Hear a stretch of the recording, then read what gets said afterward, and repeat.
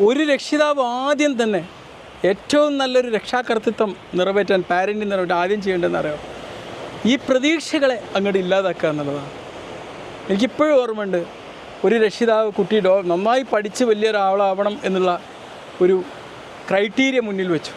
ആ കുട്ടിക്ക് അതിന് സാധ്യമായില്ല. മാർക്ക് കുറഞ്ഞപ്പം ആ കുട്ടി ആത്മഹത്യ ചെയ്തു. തൻ്റെ രക്ഷിതാക്കളുടെ പ്രതീക്ഷക്കൊത്ത് തനിക്ക് ഉയരാൻ പറ്റിയില്ല എന്നുള്ളതാണ് ആ കുട്ടിയെ അലട്ടിയത്.